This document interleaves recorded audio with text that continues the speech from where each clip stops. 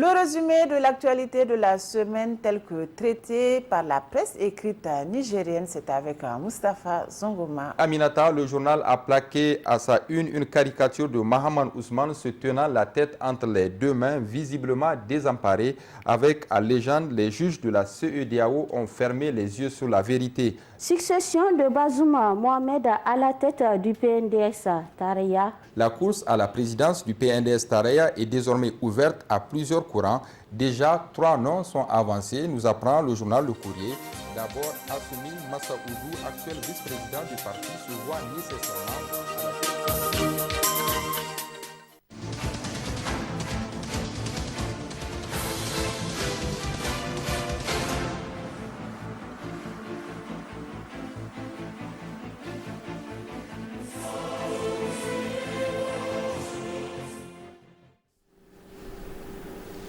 Vous l'avez constaté à travers le générique, c'est l'heure de votre édition d'information sur la télévision Bonferré. Monsieur, dame, ravi de vous retrouver. Le gouvernement a adopté le mardi 27 décembre dernier en Conseil des ministres la stratégie nationale de la cybersécurité. Elle couvrira la période 2023-2027 et s'articulera autour de 4 grandes lignes directrices. La nouvelle stratégie prévoit aussi la création des centres nationaux de cybersécurité CENAC et des laboratoires centres d'investigation numérique. Les détails avec Abdelaziz Mamadou. L'objectif de la stratégie nationale de la cybersécurité adoptée en Conseil des ministres le 27 décembre dernier est d'assurer au Niger une transformation numérique durable et efficace, mais aussi de consolider la confiance des investisseurs et du public dans les technologies de l'information et de la communication. Elle prévoit la création d'un centre national de cybersécurité CENAC et d'un laboratoire centre d'investigation numérique. La stratégie nationale de la cybersécurité couvrira la période 2023-2027 et s'articule autour de 4 lignes directrices. La protection des usages du numérique par la population à travers le renforcement du cadre législatif, réglementaire et institutionnel, la protection et la sécurisation des infrastructures critiques nationales à travers des capacités des structures opérationnelles et des ressources humaines, le renforcement de la confiance et la sécurisation de l'utilisation des TIC à travers la mise en place de dispositifs de prévention, de détection et de répression de cyberattaques, la promotion du partenariat public-privé et public-public en matière de cybersécurité à travers le renforcement de la coopération nationale, régionale et internationale. Le ministère en charge de la Poste et des nouvelles technologies de l'information se chargera de la mise en œuvre de cette nouvelle stratégie nationale de la cybersécurité.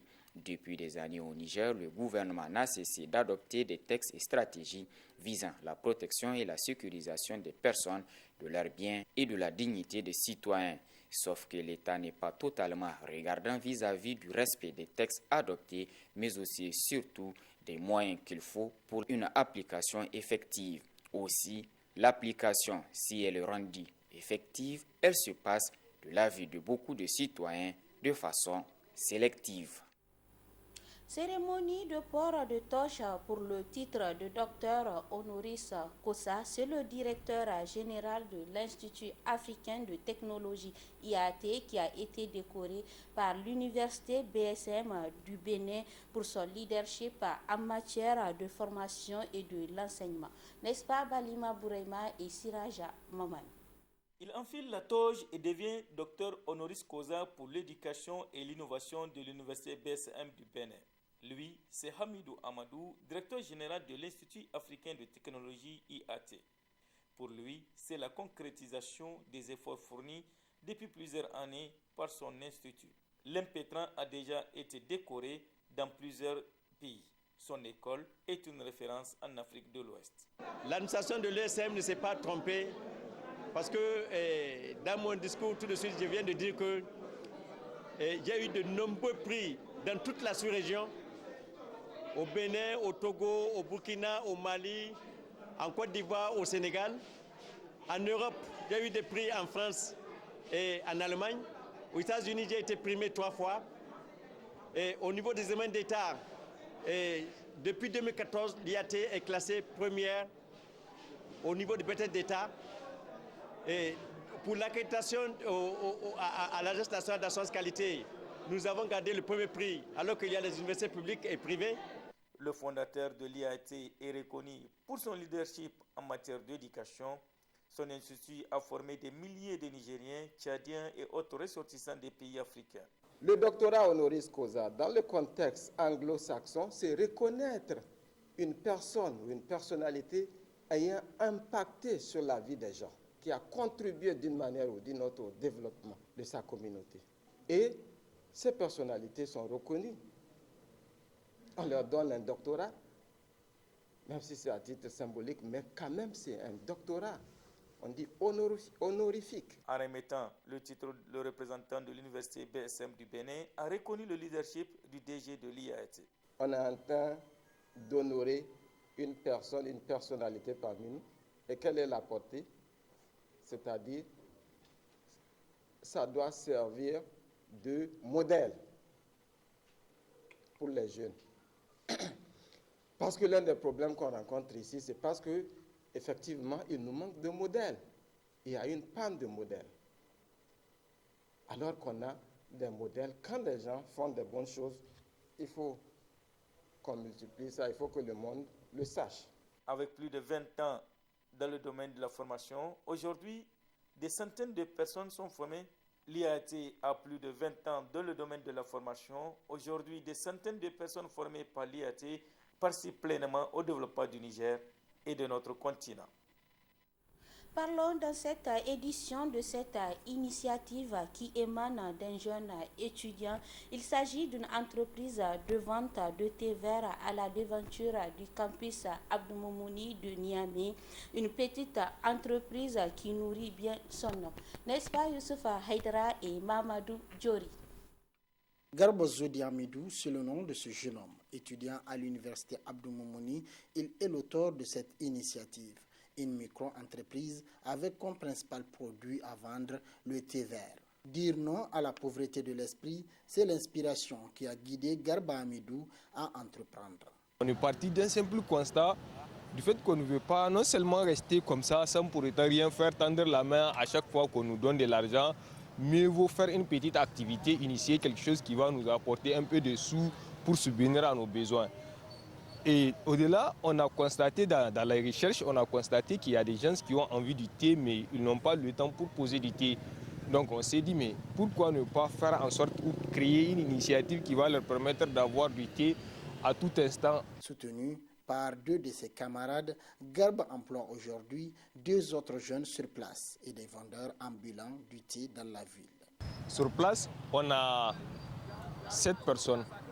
Donc il y a 3 qui sont sur place, il y a aussi les vendeurs ambulants. Donc eux aussi, ils partent pour un peu sillonner les marchés, désintéresser d'autres clients. Je dis toujours aux gens que la réussite, l'échec ne dépendent pas de la petitesse d'un travail. Tout découle du degré d'organisation d'un grand objectif. Cela veut dire quoi? Ce n'est pas du fait qu'on fait une petite activité qu'on ne peut pas rendre un service ou bien on n'allait pas réussir. Tout dépend de la manière dont vous organisez cette activité. L'emplacement choisi pour sa petite entreprise constitue un grand atout pour Garba afin d'attirer plus de la clientèle. Ces derniers finissent par devenir des habitués et friands du thé vert que vend Garba. Nous, on apprécie ça, quoi. Vraiment, on adore et vraiment, c'est bon de faire ça. C'est très important. Et on sait que c'est le vrai thé qu'on prend. Oui, il n'y a pas de souci. On nous donne courage aussi. Bien préparé, quoi. Le thé que nous vend Garba est bien préparé. Et c'est devenu une habitude pour moi et certainement pour les autres usagers qui passent par là et qui vont vers la rive droite. J'étais de passage, j'ai vu le thé, ça m'a paru être vraiment quelque chose de propre. Et c'est très rapide aussi, ça ne nécessite pas forcément venir s'asseoir pour préparer le thé soi-même et le prendre, bien que c'est un plaisir également. Mais ça aussi, c'est une initiative vraiment qui est louable et qui est vraiment... C'est une bonne initiative en tout cas, ce que je peux dire. Cette initiative du jeune étudiant Garba Zodi Amidou, au-delà de son originalité, doit inspirer la jeunesse nigérienne dans la créativité des petites entreprises. Ainsi, elle luttera contre le chômage et contribuera également au développement économique du pays. Fin de la visite de travail du président de la République Bazoum Mohamed. La dernière étape a constitué les localités de Matamei et Magaria.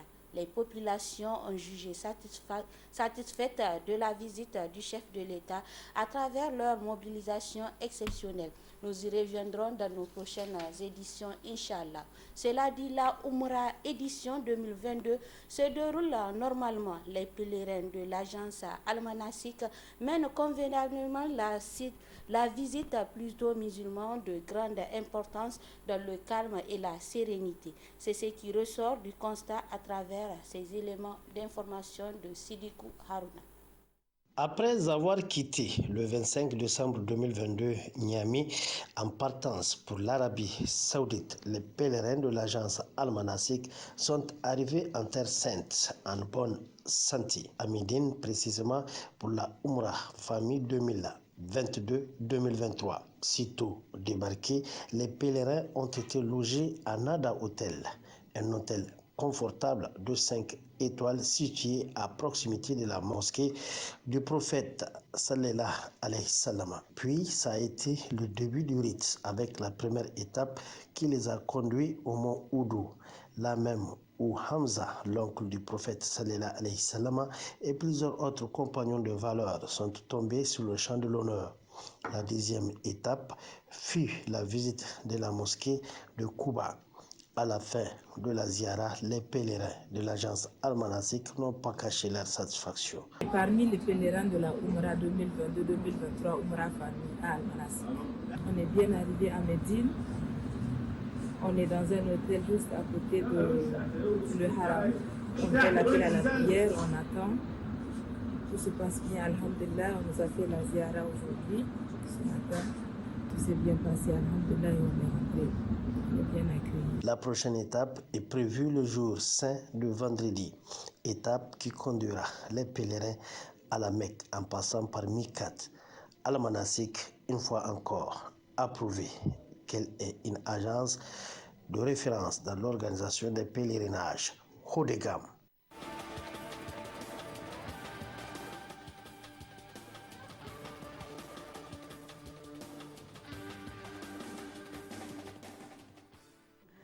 La page de sport de la télévision Bonferré de tous les vendredis, c'est avec Abdelaziz Mahamadou. Abdelaziz Mahamadou, bonsoir et bienvenue. Bonsoir Samira, bonsoir aux téléspectateurs de la télévision Bonferré. Les équipes nationales hommes et dames de beach volley du Niger reviennent de l'Open de Cotonou avec des médailles d'or et d'argent. Le Niger, à travers les équipes nationales de beach volley, était à l'Open de Cotonou regroupant les pays de la zone 3. Nos équipes nationales ont quitté le pays le 22 décembre dernier pour la compétition qui s'est déroulée du 23 au 28 décembre dernier. Le Niger a été représenté par une équipe dames et 2 équipes hommes, notamment Moubarak Bourema et Bachir Seini pour la première paire, la deuxième paire Idrissa Moussa et Abdul Malik Isha. La paire dames était composée de Rakiatou Seydou et de Saadatou Jibou. Les équipes nationales hommes et dames ont disputé la finale contre le pays organisateur, le Bénin. La paire Moubarak Bourema et Bachir Seini remporte la médaille d'or, tandis que la paire dames Rakiatou Seydou et Saadatou Jibou, elles, reviennent au pays avec la médaille d'argent. Félicitations donc à nos ambassadeurs et à la Fédération nigérienne de volleyball qui réalise à chaque fois que besoin se présente des exploits concernant les équipes de beach volley en particulier et le volley traditionnel en général. En taekwondo, la fédération a regroupé les cadets juniors, seniors, para-taekwondo et les combattants poussés pour son championnat national. 24e édition du championnat national junior senior couplé à la première édition du championnat national de Poumsé et cadet aussi para taekwondo. L'édition 2022 a été précédée d'un stage de formation de 4 jours pour les arbitres en vue de les expliquer les nouvelles modifications intervenues dans l'arbitrage au niveau mondial. Poumsé, 50 clubs ont répondu présents à travers 99 taekwondoïnes. Para-taekwondo, 8 combattants ont participé. Championnat national Kirogi, compétition traditionnelle, on enregistre la participation de 106 clubs venus de toutes les régions du Niger et on dénombre au total 806 combattants enregistrés et qui ont compéti. En Poumsé, lors du dernier championnat d'Afrique, le Niger a remporté la médaille d'or dans la catégorie de plus de 60 ans, une médaille d'argent et 2 médailles de bronze, chose qui a motivé l'organisation de cette première édition du championnat national de Poumsé. La Fédération nigérienne de taekwondo poursuit ainsi ses innovations et lance le championnat national cadet par la même occasion. À l'issue de cette rencontre nationale, l'équipe nationale de toutes les catégories possibles sera renforcée en vue de préparer le Niger aux futures compétitions sous-régionales, régionales, africaines, voire mondiales. La Super League de football du Niger à présent avec les résultats de la 8e journée, le classement provisoire et les rencontres de la 9e journée. Abdelaziz Mamadou. Les résultats de la 8e journée se présentent comme suit. AS Fan Sahel Sporting Club 3-0, JST Jean Gorzo 2-0, Espoir FC Olympique Football Club 1-0, Liberté FC AS Nigelec 0 but partout et AS Police AS Garde Nationale 0-1 en faveur des Gardes. Les rencontres à Kokana FC, USGN et Urana FC et AS Douane ont été reportées en raison des joueurs de l'équipe nationale qui participaient à un tournoi amical en vue des préparatifs du championnat national du championnat d'Afrique des Nations, le CHAN.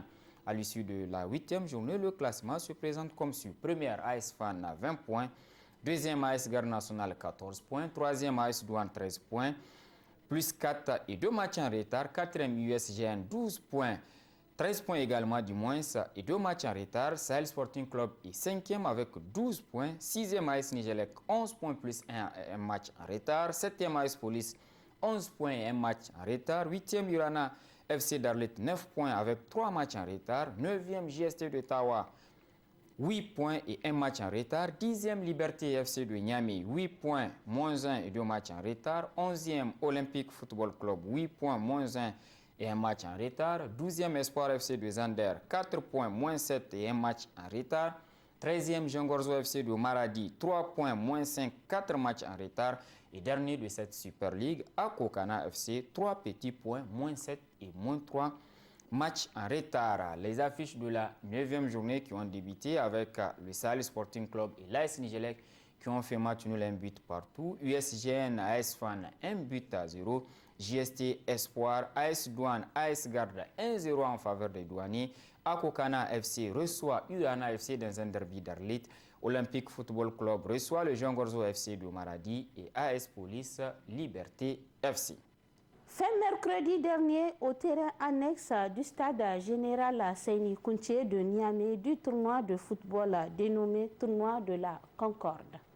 Le tournoi est dénommé Tournoi de football de la Concorde U20, édition 2022. Le tournoi a regroupé 6 équipes au départ, avec 4 équipes à l'arrivée pour les demi-finales qui ont d'ailleurs opposé Galaxy Academy Club au Sporting Club. D'une part, score 1 but à 0 pour Galaxy AC et FC Denis à Urfa FC d'autre part, avec au passage la victoire de Denis FC aux séances de tir au but. 3 tirs réussis contre 2 côtés. Urfa FC après 0 but partout à l'issue du temps réglementaire. La finale a donc opposé Galaxy Academy Club à FC Denis.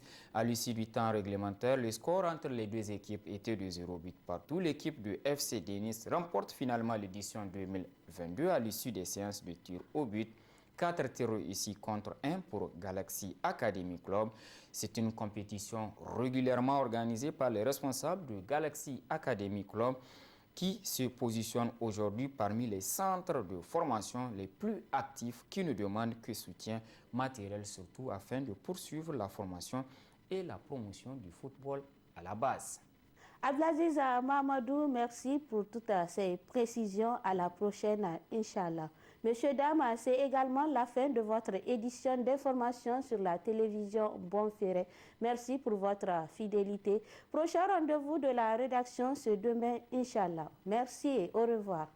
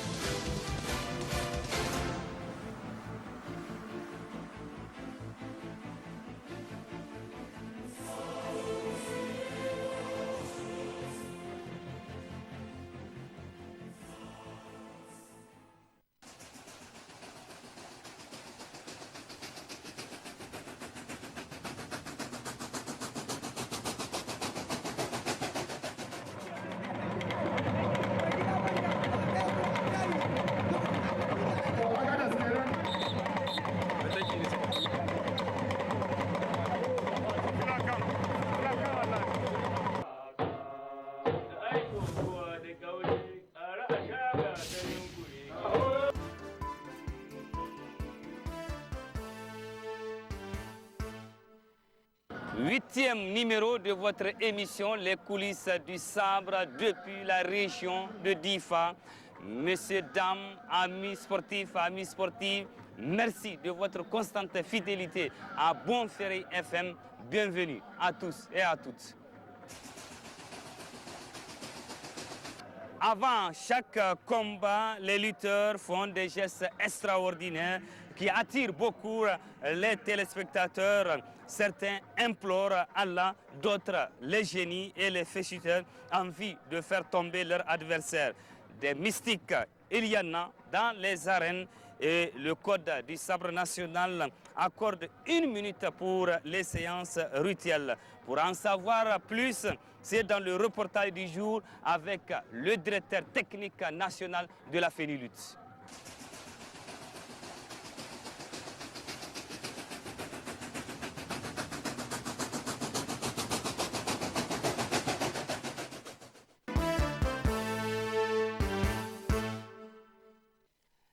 Le rite est l'aspect traditionnel de la lutte. C'est aussi un patrimoine qui fait ressortir toute la richesse et la valeur de la culture nigérienne lors du sabre national de lutte traditionnelle. Certains lutteurs, avant le combat, font des invocations en fixant l'adversaire. Des mystères dans les arènes, il y en a, rétorque le directeur technique national Malam Barka Akoda.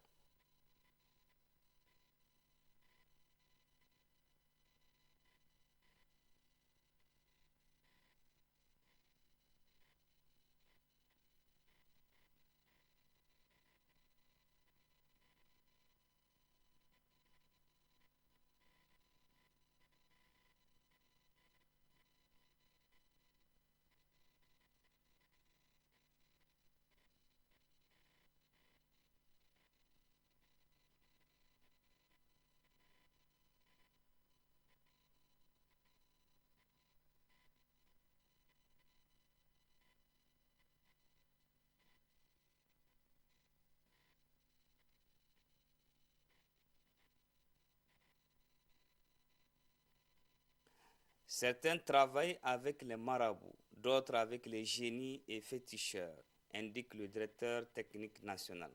Avant, pendant et après les combats, c'est tout un rituel et le code du sabre national accorde une durée d'1 minute.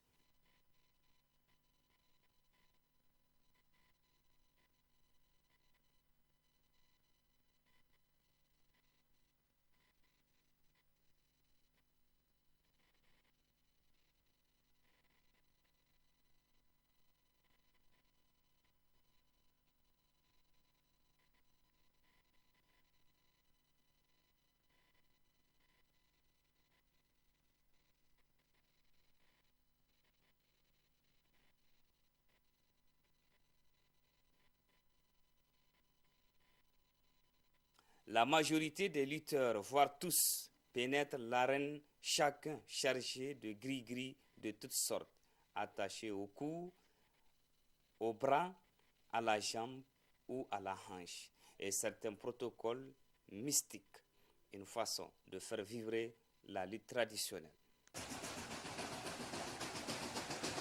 Le directeur général des sports au ministère de la Jeunesse et du Sport est l'invité de ce 8e numéro de l'émission Les coulisses du sabre national. Il sera à question des phases de poule qui tirent à sa fin et également les perspectives du sabre national.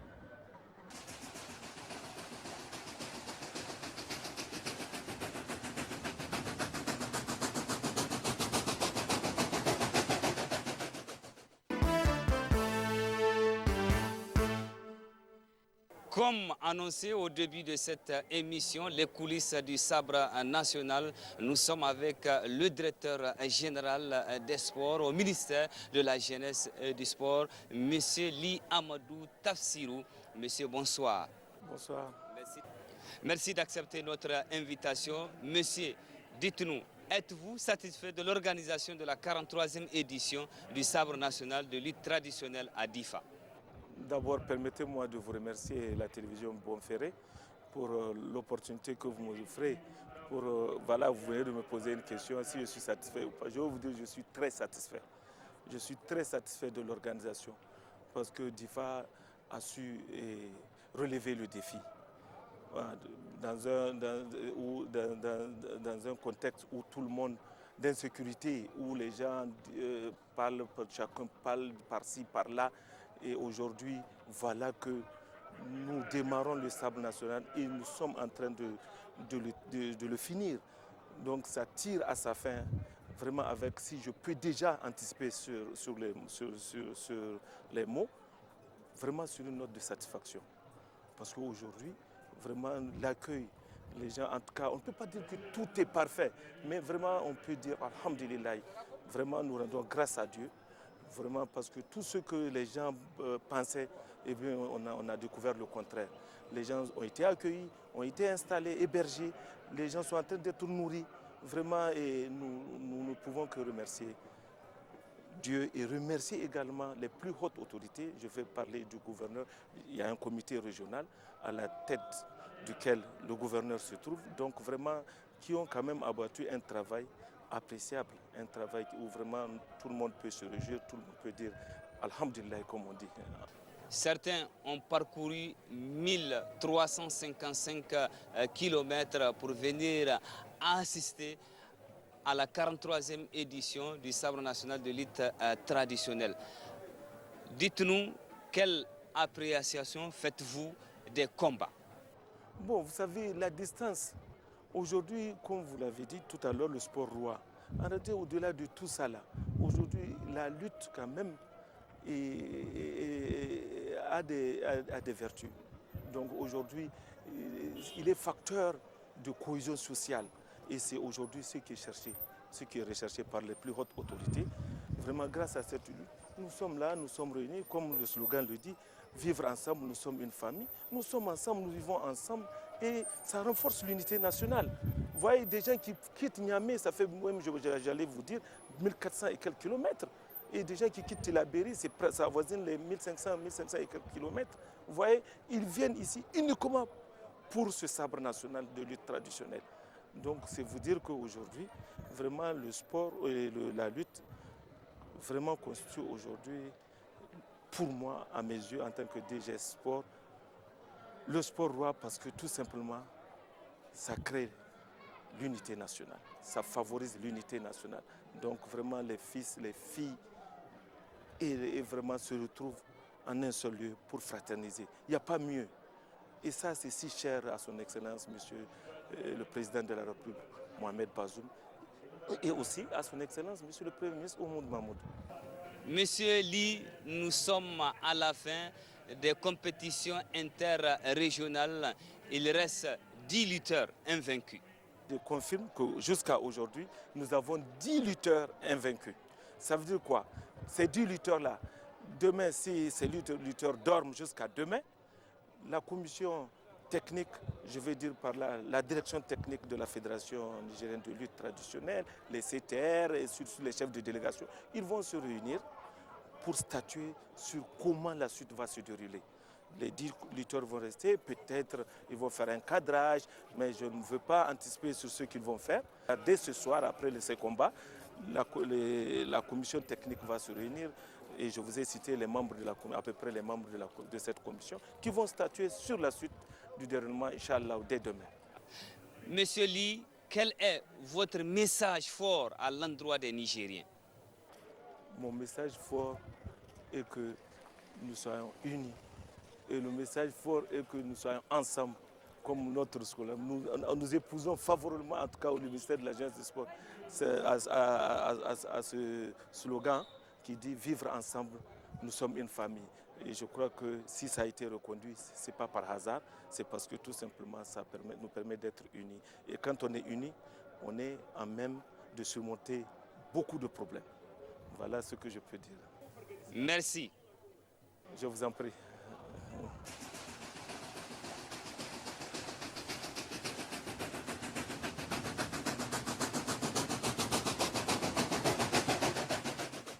Tous les résultats des combats de la 7e journée, Tawa continue son petit bonhomme de chemin avec ses 2 lutteurs invaincus, Dosso également. À Gadez, les regards sont fixés sur l'unique lutteur invaincu, Saleh Douda. Les détails à suivre dans Actu du jour.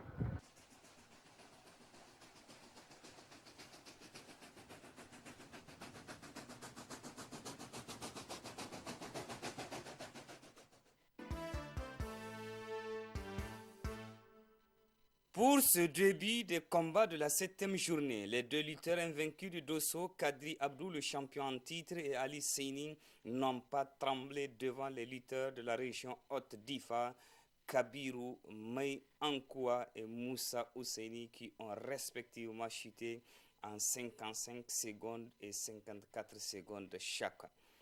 Dans le second combat de la matinée, Noura Hassan de Tawa continue d'impressionner face à Cheibou Arji d'Agadez. Il s'en est sorti en 1 minute 20 secondes. Le seul lutteur invaincu d'Agadez, Saleh Douda, a terrassé en 2 minutes 46 secondes Mustafa Alitini de Tawa. Ainsi, Tawa reste avec ses 2 lutteurs invaincus, Noura Hassan et Abdussalam Soumaïla. Et Agadez, Saleh Douda, intraitable pour le moment. C'était facile dans l'après-midi pour l'unique lutteur invaincu de Maradi, Aïbo Hassan, qui a terrassé Halirou Aminou de Tilaberi en 46 secondes. La rencontre Tilaberi-Maradi s'est soldée sur 9 victoires contre 1 victoire pour Tilaberi. La deuxième rencontre était Zender face à Niamey et l'unique lutteur invaincu de Damagaram, Lawali Abdou Dantela, a eu raison devant Ilia Maman de Niamey en 1 minute 27 secondes. Les 3 lutteurs invaincus de Niamey, Sabo Abdoulaye, Yakouba Adamou et Abba Ibrahim ont tous passé. Il reste 10 lutteurs invaincus.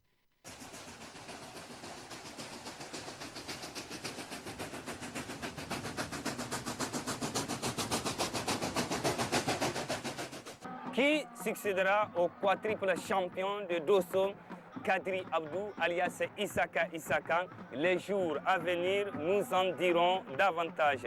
C'est la fin de ce 8e numéro de votre émission, Les coulisses du sabre national, en direct depuis le stade de la Concorde de Difa. Merci de l'avoir accepté chez vous sur la télévision Bonferré. Le mensonge ressemble à une ceinture et n'attache que son propriétaire. Excellent début de week-end à tous et à toutes. Au revoir.